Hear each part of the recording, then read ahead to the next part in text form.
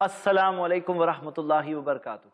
अल्हम्दुलिल्लाह वस्सलातु वस्सलाम अला रसूलिल्लाह व अला अहलिही व अस्हाबिही अजमईन, अम्मा बाद। मैं आप सबका फिर इस्तकबाल करता हूँ हमारे इस हज ट्रेनिंग प्रोग्राम में। लब्बैक अल्लाहुम्मा लब्बैक। हम अल्हम्दुलिल्लाह हज के सफ़र को शुरू कर चुके हैं और हमने कई डिटेल्स देखी पिछले एपिसोड्स में। अब हम आ चुके हैं हरम में। हमने हरम का एक बेसिक जायज़ा लिया और इंशाअल्लाह इस एपिसोड में हम अपना तवाफ़ शुरू करेंगे, जो हमारे उम्रा का तवाफ़ है, और कैसे हमें करना है तवाफ़, क्या गलतियां हैं जो लोग कर जाते हैं जिनसे हमें बचना चाहिए, क्या सुन्नत है जो नबी सल्लल्लाहु अलैहि वसल्लम की जिस पर हमें अमल करना चाहिए। आइए हम शुरू करते हैं। हमने पिछले एपिसोड के आखिर में ये देखा था कि अब्दुल्लाह इब्न उमर रज़ियल्लाहु अन्हुमा ने बताया, हमें सही बुखारी की हदीस है कि लम अरन नबी सल्लल्लाहु अलैहि वसल्लम यस्तलिमु मिनल बैती इल्ला रुकनैनिल यमानैन, कि मैंने अल्लाह के रसूल मोहम्मद सल्लल्लाहु अलैहि वसल्लम को नहीं छूता देखा काबे का कोई भी हिस्सा सिवाय दो रुकने यमानी। अरबिक ज़ुबान के अंदर इस तरह का एक कायदा है कि एक जनरल तगलीब के साथ एक साथ में दो सिमिलर चीज़ों को बयान किया जाता है।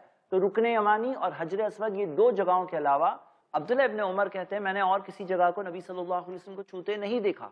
लेकिन इसके अलावा हमें एक और हदीस जो दूसरे सहाबी बताते हैं उसके जरिए पता चलता है, जो हदीस अबू दाऊद में मिलती है। हदीस की सनद सही गैरी है, जिस हदीस में आता है काना यदऊ सदरहू व वजहू व ज़िराअैही व कफ़ैही बैन रुकनी वल बाबी यानी फिल मुल्तज़िम।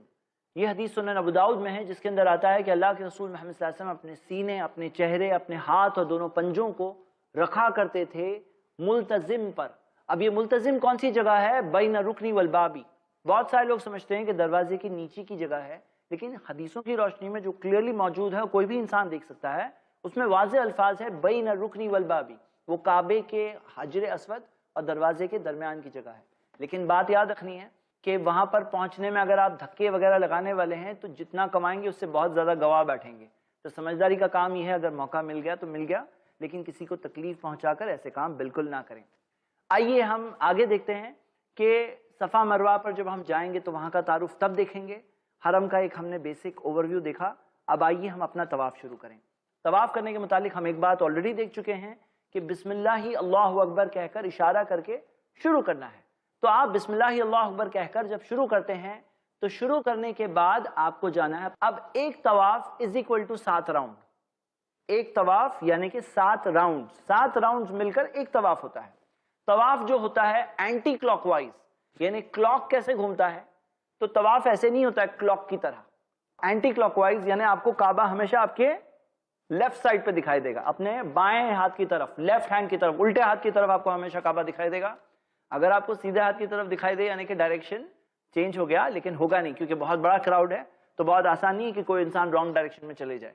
तो हम शुरू कर रहे हैं, लेकिन शुरू करने से पहले एक बात याद रखिए, शुरू करने से पहले आपको आपके कंधे को खोलना है। जैसा कि अल्हम्दुलिल्लाह हमारे साथ जब हमारे भाई उस्मान मौजूद थे और हमने आपको जो डेमो दिया था, आपने देखा कि उनका सीधा कंधा शुरू में जब खुला था, तो वो आपको खोल देना है। ये 7 राउंड के लिए खुला हुआ रहेगा, इंशाल्लाह याद रहेगा। तवाफ शुरू करने से पहले क्या करना है? मर्दों को अपने सीधे कंधे को खोलना है, ओपन करना है।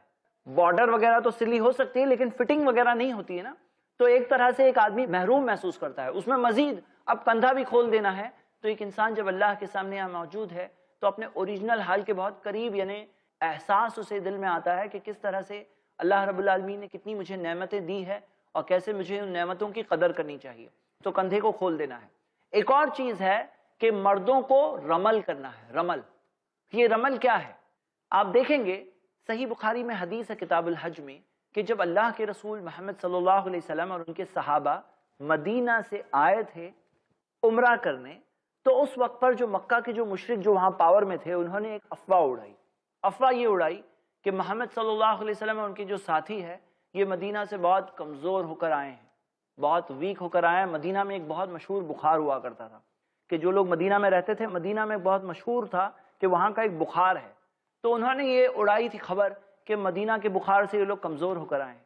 ये अलग बात है कि अल्लाह के रसूल मोहम्मद सल्लल्लाहु अलैहि वसल्लम ने अल्लाह से दुआ की कि ए अल्लाह इस बुखार को दूर कर दे, और अल्लाह ताला ने उस बुखार को दूर कर दिया था अल्हम्दुलिल्लाह। लेकिन अफवाह उड़ाने वाले कोई प्रोपेगेंडा कर दें, अब क्या करें? تو اللہ کے رسول محمد صلی اللہ علیہ وسلم نے صحابہ کو ایک حکم دیا تھا. حکم کیا دیا تھا؟ کہ تم لوگ رمل کرو. ہمیں حدیث صحیح بخاری کتاب الحج میں ملتی ہے فَأَمَرَهُمُ النَّبِي صلی اللہ علیہ وسلم أَن يَرْمُلُوا أَشْوَاطَ الثَّلَاثَةِ. اللہ کے رسول صلی اللہ علیہ وسلم نے حکم دیا کہ 3 راؤنڈز تک، 3 راؤنڈز جو طواف کے 7 راؤنڈز ہوتے ہیں اس میں سے 3 راؤنڈز تک وہ لوگ رمل کریں. رمل کیا ہے؟ ایک سلائٹ دوڑ جیسا ہے، تھوڑا سا جاگ جیسا ہے. یعنی کہ ایک شخص جیسے کہ تھوڑا سا ہلکا سا دوڑ رہا ہے، تھوڑا سا ایک جیسے کہ ایک انسان اپنے پورے پاؤں کو فلیٹ چلنے میں رکھتا ہے نا، باقی دوڑتے وقت تھوڑا سا پاؤں اوپر اٹھتا ہے، تو اس طرح کا ایک پوسچر ہوگا. ظاہر سی بات ہے کسی کو تکلیف نہیں پہنچانی، کسی کو دھکا نہیں مارنا ہے، وہ تو گناہ کا کام ہے. لیکن خیال رکھتے ہوئے کہ ایسے موقع ہے تو ہلکے سے وہ کرنا ہے. یہ صرف مردوں کے لیے ہے، ہلکے سے کرنا ہے. اور یہ اللہ کے رسول محمد صلی اللہ علیہ وسلم نے حکم دیا صحابہ کو کرنے. ہم دیکھتے ہیں کہ عمر رضی اللہ عنہ سے بعد میں یہ سوال پوچھا گیا کہ اس زمانے میں تو یہ مشرکین پہاڑوں کے اوپر سے دیکھ رہے تھے کہ یہ لوگ کیا کر رہے ہیں. تو اللہ کے رسول صلی اللہ علیہ وسلم نے جب یہ حکم دیا اور سب لوگوں نے یہ تھوڑا جو دوڑا تو ایک بالکل واضح دکھتا ہے کہ بہت فٹ لوگ ہیں، یہ بہت اسٹرانگ لوگ ہیں. لیکن آج تو کوئی ضرورت نہیں، اب کوئی مشرکین وہاں ہے نہیں جو دیکھ رہے ہیں، ابھی کیا ضرورت ہے؟ تو عمر رضی اللہ عنہ نے کہا کہ اللہ کے رسول صلی اللہ علیہ وسلم کے زمانے میں ہم جو کچھ کرتے تھے اس میں سے کچھ بھی نہیں چھوڑنے والے ہیں. اور ہم یہ دیکھتے ہیں کہ اس میں ایک حکمت بھی ہے، ایک وزڈم ہے. آج ہم دیکھتے ہیں کہ دنیا کے اندر تقریباً 170 کروڑ مسلمز ہیں، لیکن شروع میں ایسا تھوڑی تھا. ہم دیکھتے ہیں جب کبھی اللہ نے انسانوں کو صحیح راستہ بتانے کے لیے پیغمبر اور رسول، مارگ درشک، گائیڈز بھیجے تو ایمان لانے والے شروع میں بہت کم لوگ تھے، لیکن بعد میں جو صحیح لوگوں کو پتا چلا انہوں نے اس بات کو قبول کیا. تو ہم دیکھتے ہیں محمد صلی اللہ علیہ وسلم کے ساتھ بھی جو صحابہ تھے انہوں نے ان کا ساتھ دیا. تو آج جب آپ یہ رمل کرتے ہیں تو وہ ایک احساس کو دل میں لائیے. کچھ سٹارٹنگ سے 170 کروڑ لوگ مسلمان ہیں یا ایمان لائے ہوئے ہیں محمد صلی اللہ علیہ وسلم پر، اللہ پر، یہ ایسا سٹارٹنگ سے نہیں تھا، یہ سٹیجز کے ذریعے ہوا آہستہ آہستہ. اور ہم یہ دیکھتے ہیں کہ ہم لوگوں کو جو ایک ایسے سٹیج پر آنے کا موقع ملا ہے جیسے کہ ایک پیڑ بہت اچھا اور مضبوط ہو چکا ہے اور ہم بعد میں آ کے پانی ڈال رہے ہیں، لیکن مقام تو ہوتا ہے ان لوگوں کا جنہوں نے اس پودے کو پانی دیا جب وہ چھوٹا تھا. تو صحابہ نے محمد صلی اللہ علیہ وسلم پر تب ایمان لایا جب ان پہ ایمان لانے والا کوئی نہیں تھا، انہیں بس پیغمبر بنایا گیا تھا. جب ان کی نبوت کی خبر زیادہ لوگوں تک نہیں پہنچی تھی، بس تھوڑے ہی لوگوں تک پہنچی تھی. ہم لوگ بعد والے ہیں، وہ پہلے والے تھے. تو میرے بھائیوں اور میری بہنیں اس چیز کے مقصد کو، اسپرٹ کو یاد رکھیں گے کہ ہاں آج وہ پہاڑوں میں سے کوئی دیکھنے والا نہیں ہے، لیکن ہم اس میسج کو اور اس مقام کو، اس چیز کو، اس ہسٹری کو جیسے کہ ری لیو کر رہے ہیں. وہ ہسٹری کے قدموں پر ہم جا رہے ہیں، وہاں پر واپس ہم وہی چیز کر رہے ہیں جو صحابہ اکرام نے کیا محمد صلی اللہ علیہ وسلم کے ساتھ پر. ہم بھی ان کے نقش قدم پر ہیں، یہ بات کو پہچاننا بہت ضروری ہے. لیکن ہم یہ دیکھتے ہیں کہ جو رمل کرنا ہے تو اللہ کے رسول محمد صلی اللہ علیہ وسلم نے فرمایا وَأَن يَمْشُوا مَا بَيْنَ رُكْنَيْن، کہ دونوں کونوں کے بیچ میں چلنا ہے. رمل کرنا ہے تو کہاں سے کہاں تک؟ حجر اسود سے. آپ جب گول جا رہے ہیں تو آپ شامی کونے جو حتیم کے پاس سے گزر کر کے آپ رکن یمانی تک پہنچیں گے، وہاں تک رمل ہے. لیکن رکن یمانی سے لے کر حجر اسود تک ان یمشو چلنا ہے. کیوں چلنا ہے پتہ ہے آپ کو؟ اس کی بھی ایک ہسٹری ہے کہ مکہ کے جو مشرک تھے وہ وہاں اس سائیڈ کے پہاڑیوں میں تھے. جو یہاں یہ حتیم ہے، حتیم کے بیک سائیڈ پر اس سائیڈ پہ جو پہاڑی تھی وہ پہاڑیوں میں سے وہ لوگ دیکھ رہے تھے، تو وہ حصہ تو نہیں دکھ رہا ہے، تو اننیسیسری کیوں دوڑانا ہے. اور آتا ہے کہ اللہ کے رسول محمد صلی اللہ علیہ وسلم کی دل میں جو نرمی تھی صحابہ کے لیے، اسی وجہ سے 7 راؤنڈ میں نہیں دوڑایا، صرف 3 راؤنڈ تک دوڑنا ہے. ہم دیکھتے ہیں کہ یاد رکھنے کے اعتبار سے بھی ایک اچھا رہتا ہے کہ 3 راؤنڈز میں رمل ہے، 3 راؤنڈز کے بعد چلنا ہے.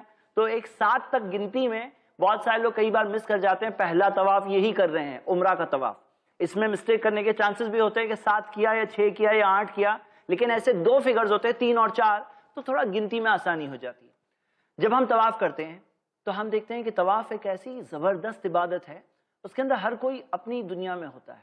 جو طواف کر رہا ہے اس کو خود کی طرف ہی اس کا دھیان ہوتا ہے، آزو بازو والوں کے اوپر آپ دیکھیں گے بہت زیادہ ایک نظر انداز ہوتے ہیں، ہر کوئی اپنی دنیا میں رہتا ہے. اس میں ایک طرح کا بہت زیادہ اخلاص ہوتا ہے، اخلاص ایسا جس کے اندر ہم اللہ تعالیٰ کے بہت قریب محسوس کرتے ہیں. آئیے سوال یہ اٹھتا ہے کہ پڑھنا کیا ہے طواف کے دوران، ہمیں پڑھنا کیا ہے؟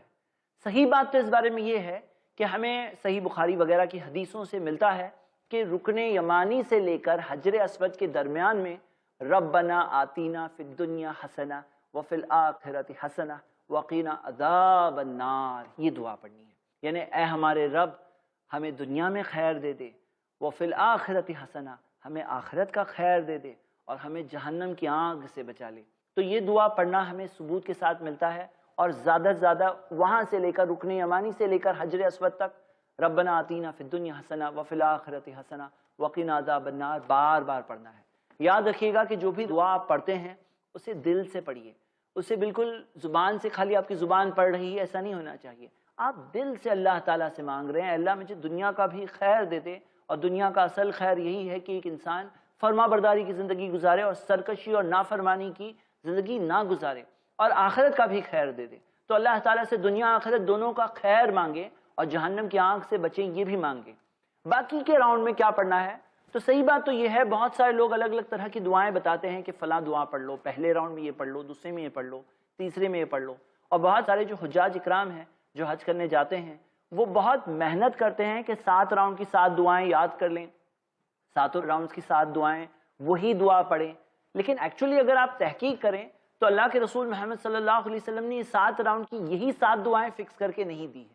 7 راؤنڈ میں جنرل آپ کوئی بھی دعا، اذکار، کوئی بھی چیز پڑھ سکتے ہیں، بلکہ ہمیں فکس کرنا بھی نہیں چاہیے کہ میں پہلے راؤنڈ میں یہی دعا پڑھوں گا۔ آپ آزاد ہیں، آپ کو کون کون سی دعائیں یاد ہیں۔